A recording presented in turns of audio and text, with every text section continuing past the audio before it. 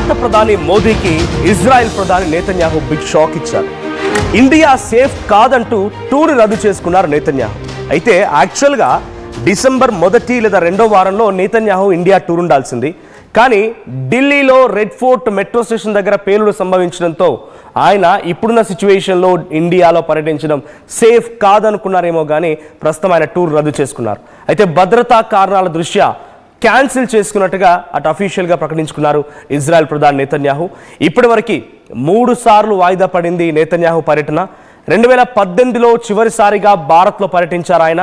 ఆ తర్వాత నుంచి భారత్ ఇజ్రాయెల్ మధ్య డిఫెన్స్ టెక్నాలజీ రంగంలో ఒప్పందాలు కుదిరాయి. అప్పటి నుంచి ఇంకా కొనసాగుతున్నాయి. మంచి ఫ్రెండ్లీ రిలేషన్షిప్ అయితే ఉంది. కానీ నేతన్యాహు ఇండియాకి 2018 తర్వాత రాలేదు, 3 సార్లు వాయిదా పడింది. సో 2022 చివరాకన్నా 2023 మొదటి మాసంలో అంటే జనవరిలో ఆయన ముందుగా ఇండియాకి రావాలని ఆలోచించినట్టు తెలుస్తోంది. అంతెందుకు, ఒక మాటలో ఇజ్రాయెల్ ఇండియా మధ్య స్నేహభావం ఎలాంటిది అని చెప్పేదానికంటే ఒక చిన్న ఉదాహరణ. మొన్న మధ్య మనం పాకిస్తాన్ భారత్ యుద్ధంలో హార్పీ డ్రోన్స్ అనేది వాడుకొచ్చాం. సో ఈ హార్పీ డ్రోన్స్ అంటే డైరెక్ట్గా ఒక ప్రెసైజ్డ్ టార్గెట్ దగ్గరికి వెళ్ళిపోయి అక్కడ బాంబర్లుగా మారిపోయి ఆ వాటంతా అవి పేల్చుకొని అక్కడ ఒక దారుణమైనటువంటి సంఘటన క్రియేట్ చేయగలవు. సో టెర్రర్ క్యాంప్స్ పైన మనం ఉపయోగించిన హార్పీ డ్రోన్స్ అన్ని కూడా ఇజ్రాయెల్ టెక్నాలజీతో వచ్చినవే. ఆ తర్వాత ముసాద్ లాంటి ఒక హై ఇంటెలిజెన్స్ సంస్థ కూడా ఆ సమయంలో మనకు సహకరించింది. సో ఇజ్రాయెల్ ఇండియా మధ్య మంచి స్నేహభావాలు అయితే ఉన్నాయి. కానీ ప్రజెంట్ ఆయన మరో వారం 10 రోజుల్లో రావాల్సి ఉండగా షెడ్యూల్ ఖరారు చేయాల్సి ఉండగా ఇప్పుడు ఆ షెడ్యూల్ని రద్దు చేసుకున్నారు. The postponement comes in the backdrop of Netanyahu's message of a solidarity after the explosion. ఆ భారత్లో రాజధాని ఢిల్లీ నగరంలో రెడ్ ఫోర్ట్ మెట్రో స్టేషన్ దగ్గర జరిగినటువంటి ఆ పేలుడుకు సంబంధించిన విషయం పైన ఆయన ఇండియా ప్రైమ్ మినిస్టర్ మోదీకి ఒక మెసేజ్ ఫార్వర్డ్ చేశారు. సో ఆ మెసేజే చాలా స్పష్టంగా ఆయన షెడ్యూల్ని క్యాన్సిల్ చేసినట్టుగా ఆయన దాని ద్వారా రాసుకొచ్చారు. ఆయన ఏం చెప్పారంటే, to our dear friend Narendra Modi and to the brave people of India, Sara and I and the people of Israel send our deepest condolences to the families of the victims. Israel stands strong with you in sorrow and in strength this time. He statement, ఆయన statement ఇది. ఆయన ఏం చెప్తున్నారు, నరేంద్ర మోదీ నాకు మంచి మిత్రులు అన్నట్టుగా, to our dear friend and the brave people of India, ధైర్యవంతటువంటి భారతీయ ప్రజలకి, నేను నా దేశ ప్రజలు ఇజ్రాయెల్ ప్రజలు మొత్తం కూడా మేము డీపెస్ట్ కండోలెన్స్ తీవ్ర దిగ్భ్రాంతి వ్యక్తం చేస్తున్నాము. ఎవరైతే రెడ్ ఫోర్ట్ సంఘటనలో జరిగినటువంటి ఆ బాంబు పేలుడు సంఘటనలో మరణించారో వారి కుటుంబాలకి భారతీయ ప్రజలకి ఇంకా ధైర్యాన్ని ఇవ్వాలని కోరుకుంటున్నామని చెప్పుకొచ్చారు ఆయన. సో రెడ్ ఫోర్ట్ దగ్గర ఎటువంటి సంఘటన జరిగిందో మీ అందరికీ తెలిసిందే. సో ఆ సంఘటనలో సుమారుగా 10 మంది మరణిస్తే 15 మందికి పైగా చాలా తీవ్రంగా గాయాలయ్యాయి. అయితే ఆయన 2017లో భారత ప్రధాని నరేంద్ర మోదీ మొదటిసారి ఆయన ప్రైమ్ మినిస్టర్ అయిన తర్వాత అక్కడికి వెళ్ళి పర్యటించారు.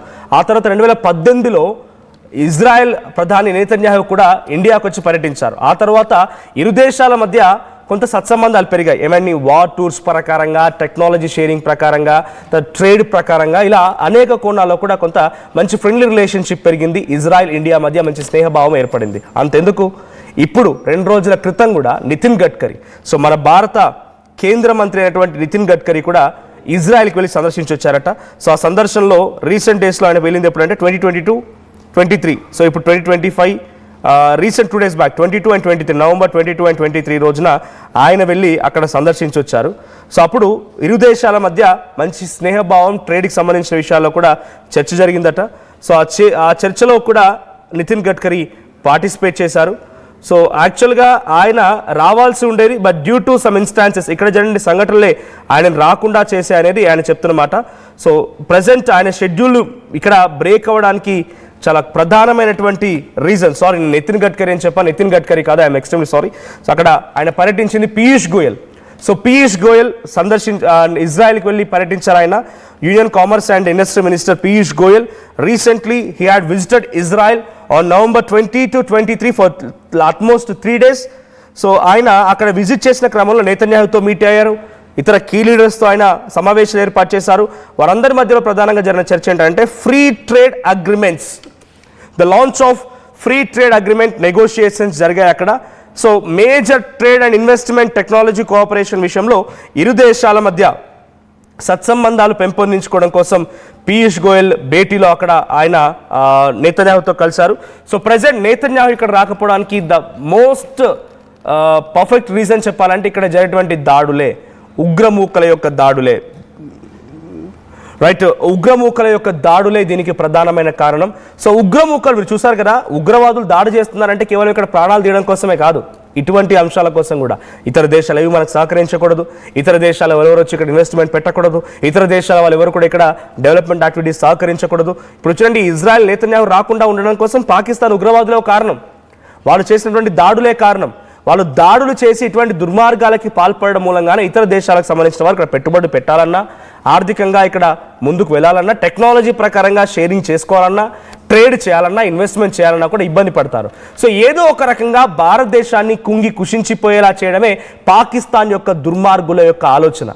సో ఇప్పుడు ఈరోజు బాంబు పేలుడు దాటి గట్టిన కారణంగానే నేతన్యాహు తన పర్యటన రద్దు చేసుకున్నట్టు తెలుస్తోంది. మరిన్ని అప్డేట్స్తో ఢిల్లీ నుంచి మా ప్రతినిధి నవీన్ సిద్ధంగా ఉన్నారు. నవీన్, సో నేతన్యాహు పర్యటన రద్దయినట్టు తెలుస్తోంది, ఆయన ఈ పర్యటనని రద్దు చేసుకున్నారు, మళ్ళీ ఎప్పుడు వస్తారో కూడా తెలియదు. There is no clarity upon it.